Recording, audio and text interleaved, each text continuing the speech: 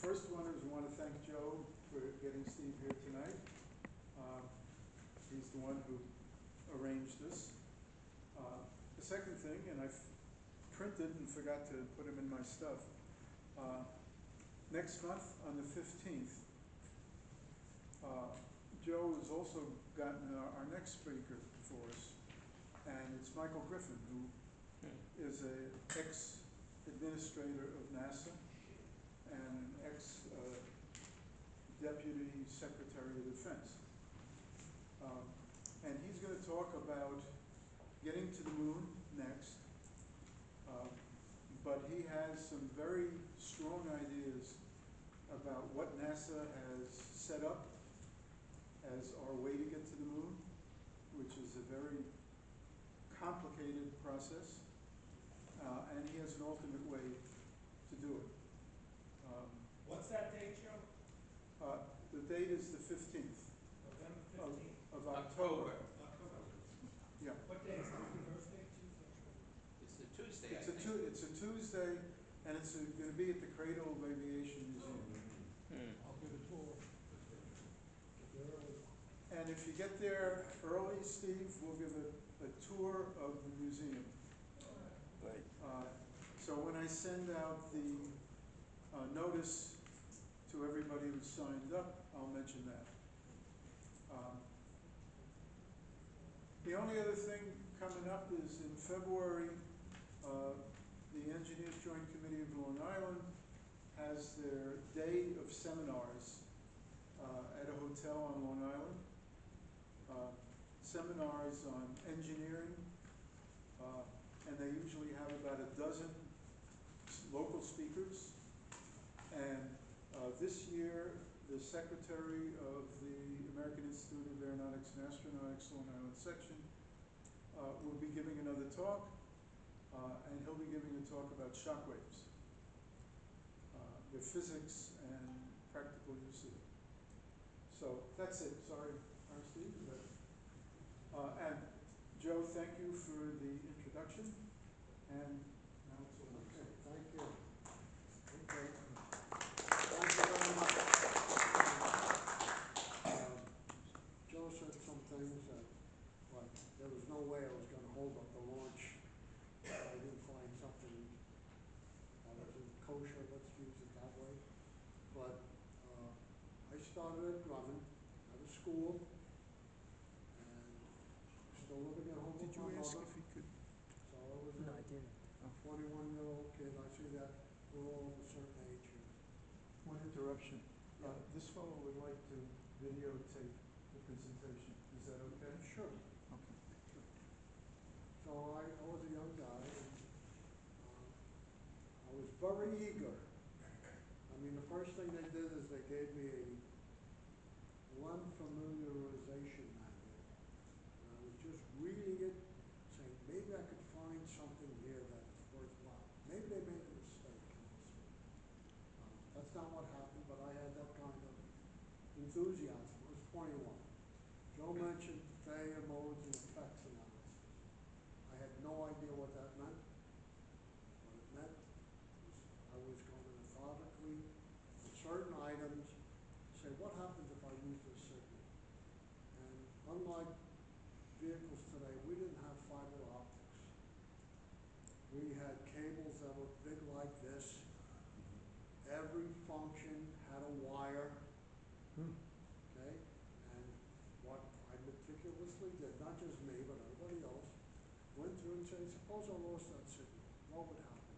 I didn't know. I had to go and speak to cognizant engineers, get their information, write it down on paper, how do we know it happened, and then we would categorize it. And then later we would add a probability or something like that. Well, this was something where I got a wall like that, and I put up drawings. And you had every wire. There was, like I said, no fiber optics, no wireless, no multiplexing. Okay? We talked about weight.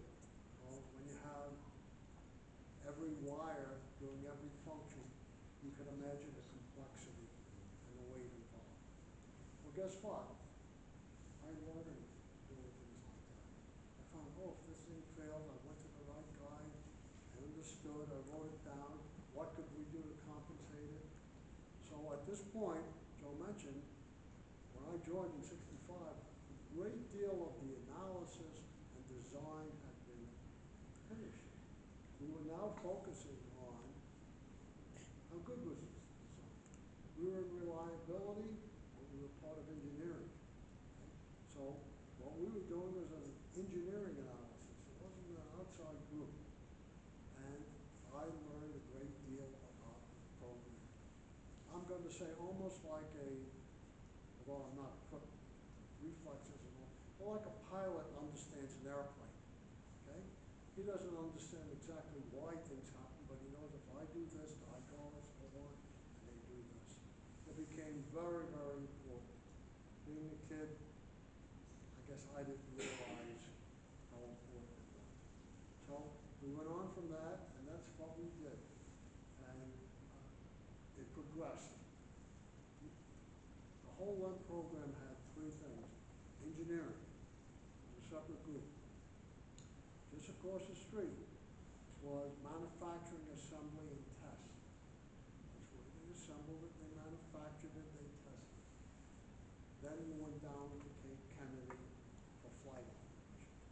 I was lucky enough to go from engineering, had some ability to understand the system, and then transitioned over to what was called SCATS, Spacecraft Assembly and Test, where we were going through the whole process of building the LEM, testing it, and then I went down to Cape Kennedy with maybe 5 other people and became part of their launch operation. So that's basically my background on the LEM. That's what I was initially doing, and it progressed, as you can imagine, like any other job. And Joe, with that, Yeah, but ask me what I'm you... gonna start asking you questions, Yes. and then hopefully other people will ask questions. I wanted to ask you about the famous LEM 5 window failure, and, Okay. What happened and what you did afterwards. Okay. I was at Grumman maybe a year doing this analysis. The design was done. Again, I had very little experience, and Grumman at the time had a program where you could go and say, you want to change what you're doing. And I wanted, for some reason, I had this thing, I had to get into design. So I went, and I said, I want to change. And this was going to be very quiet, very confidential. By the time I got back to my office after this quick interview, my boss came out and says, everything we're doing here is crummy, right? You don't like what we're doing, you want to go into design. I go, oh my God, I thought I was going to get fired. And I said, well, I want to do something different. He said, well, okay, are you willing to travel? I was single. You can become end item engineer on the second lander. Oh, that sounds good, right? I'm doing something different. I got assigned, don't know anything about building and manufacturing. Next thing I know, about 2 weeks later, I get a call. The window blew out on the LEM. What happened is, this is from the other side now, not engineering, it's manufacturing. One of the first things they do is they put the LEM structure together. They put all of the wire cables, I'm talking about many pounds of cables, into the LEM. They put windows on it, and the first thing they do is pressurize the LEM. They go 5 psi over normal pressure. Well, this first test, which is usually a piece of cake, the window blew out. The window is single pane. There's no double pane windows in the LEM. It's a single pane, and on the front and on the outside, there's a piece of plexiglass to protect it from getting scratched or damaged. This window blew out. I got a call, I go there, I met the guy,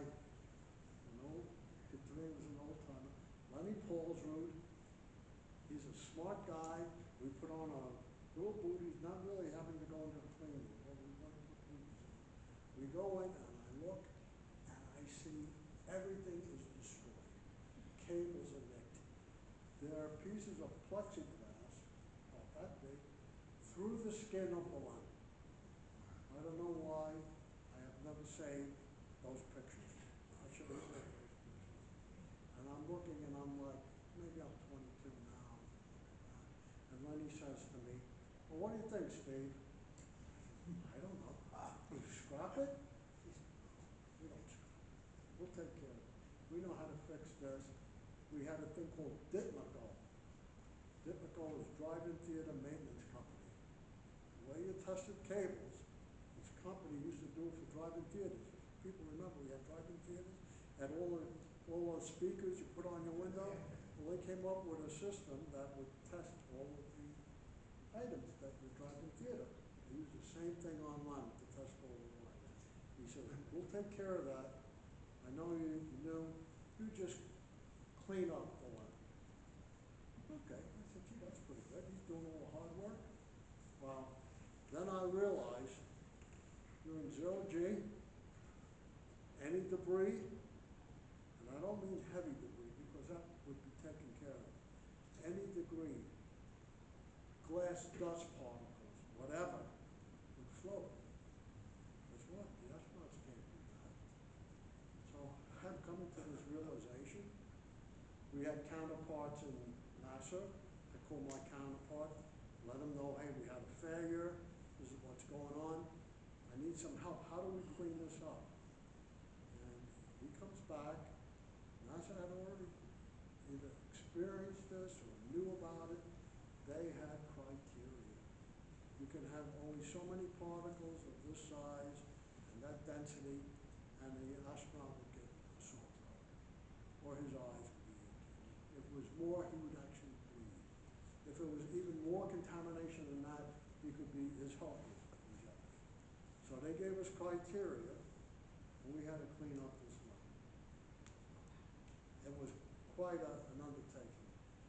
First thing we did, thankfully, is we took pictures of the entire interior of the lamp. And we made sections, put them up on a wall, each section, and we did very simple things, vacuum and stuff like that. This is where quality control came into place, because we got to a point we couldn't see anything. But these were particle definitions, certain volume, certain size, and what we actually started to do, camel hair brushes, each section going like this, on filter paper, giving it the quality, and they would put it under the microscope and they would say, oh, so many particles of this size, this density, and we would say, that's clean or not clean. And we went to each section. When everything was finished, NASA came in for an inspection about 3 in the morning because they didn't want to disturb what was going on. And they looked at all the data, we went through everything, and they said it was clean. I felt relieved, but it was from something like, oh, he gave me something easy to do, that it became a real challenge. And of course, if that happened in flight, if the astronauts didn't have their suits on, they would be dead. So it was very important. We never really found out what caused it. The way we got around it is we overpressurized the proof pressure test. First, individual glasses went 25 psi, and then in the vehicle it went through a higher psi, and then ultimately a 5 psi differential. So that's what happened. It was very lengthy, and it was quite a challenge for me anyway, personally. And you never found out what actually caused that? We never found out. What we did is we just over-tested. Yeah. You know, like you would do with a tank. You'd go to a proof test, a burst test, because the glass would just go. And of course, everybody became super sensitive to the windows after that. Never found out. Yes. You said you overpressurized 5 pounds per square inch? On the windows. On the Not window. on the vehicle. On the windows before part of acceptance test. But wouldn't on the moon the pressure difference be 3 times that? No, it's 5 psi. 5 psi inside, 0 outside. So that's what they run at, 5 psi inside? Pure oxygen. Pure oxygen. PSI pure oxygen. Yes. Hmm. Yes. Any more questions? Yeah, I Because have- I have questions. When you said that window blew out, do you know if it was the pane itself that failed, or how the pane was? We assumed the only thing that could fail is the pane. The plexiglass were on, offsets, just to protect the glass. They weren't part of the seal. The only thing that was a seal was the glass. And that blew out, it definitely blew out. Okay, so the seal was intact. The edge around the window, it wasn't the edge around the window that failed. No, it the was window pane itself broke. How do you isolate the window from the rest of the vehicle? I'm sorry, I didn't hear you. How do you isolate the window from the rest of the vehicle? You know, we didn't isolate, I don't know. Because there was a seal around the, There was a seal around the window. Oh, Absolutely. But there wasn't a compound window, it wasn't like two windows. There was one window, and if that window went, it was gone, primarily because of weight. Was the plexiglass used in flight, or it was just? No, for just in manufacturing? manufacturing. Just so you didn't Just so scratch you it? didn't, Right. somebody inadvertently Mm. scratch it, bump into it. Hmm. Yes, I saw a video online the other night when they were talking about that, and they said afterwards they turned the lem upside down and shook it to get the Oh, they particles always- out. Is that no, true? there was a thing, it had nothing to do with the window. Part of the manufacturing and assembly, they got the lem, and it went and rotated because they were afraid people like screwdrivers, who knows what, okay? And something big like that would come out. Things like glass powder, it's like sand in your car, you just don't know. Yes, every lem went through that. Every space vehicle went through that. Yes. How long did it take to restore the lem to original condition? Meaning, How long did it take? I really don't remember. I'm gonna say months, but I can't give you a good answer. By the way, everything I'm talking about was 60 years ago, so, I'll do my best. Go ahead, Joe. okay, tell us a little bit about the astronauts you met and your interaction with them. Well, okay. At Bethpage, we have astronauts routinely come. I mean, it was their vehicle, that was they were worried about it. And guys like James Irwin and Rusty Schweiker, and they would come. On the Apollo program, the astronauts they were celebrities. Not like today where we have a whole bunch of astronauts going. Everybody knew who they were. So we would routinely see those guys. When we went down to the Cape, we got more involved with the flight astronauts. By the way, those Irwin and Schweiker later went on, but on Lem 5, Apollo 11, it was Neil Armstrong and Buzz Aldrin. So we would see them, I would see them, but in a meeting like this, we're all waiting to hear what they had to say about a test. Everybody's looking for their own section that can say anything. So we would meet them basically twice, 3 times a week after the test, and be trying to take down notes and stuff. The backup crew, people don't realize, the backup crew on Apollo 11 was the Apollo 13 crew, okay? It was Fred Hayes and Jim Lovell, okay? So every day, every other day after a test, we would meet these guys. Now, when they came in to Cape Kennedy, they flew in on their own little jets, okay? They had their own, somebody donated a Corvette with their names on it, okay? So again, they were celebrities. And if they came in, I'm not kidding, just like rock stars today have groupies, there were people who, there was a particularly very nice bar, steakhouse called the Mouse Trap. Okay? You'd go there routinely, would be eliminated. They would show up, if they were there would be crowds, there'd be young girls, they would just, so I met all of them, I met many of them who would never remember me, just like I'd be in a crew like this. But it would be almost day to day. I also did, one day, I'm working on the lemon. What do I mean working on the lemon? I had read a book, it was called Managing by Walking Around. It said you can learn a lot about a program and people by just walking around every day, stopping in. I made it my discipline to try and get on the land every day. If I was doing something, I'd put on my booties, my stuff, I'd walk around the outside, we had crabs, and look at crabs, something was over a sharp edge, so it would be noted, and I did that. I'd go inside the vehicle, look at everything around. One day I'm doing this, and the vice president in charge of LEM program was called Joe Gavin. He's with the tall guy, and he says, because we all have names, we didn't have, we had our names out front. That's what everybody did. Everybody's by their first name, except I guess they used to call him Mr. Grumman. Mr. Gavin. No, he was Joe. Really? Mr. Grumman was the only guy who called Mr. He says, I want you to meet Charles Lindbergh. Charles Lindbergh? I said, gee, I think I remember him. Because I didn't really know who he was. And I said, wasn't he the first guy? I'm thinking this that went from Long Island to flew to Paris. Yeah, and he starts asking me all kinds of questions. What are you doing? And I'm answering a routine. I'm trying to remember. But after I left, I looked it up.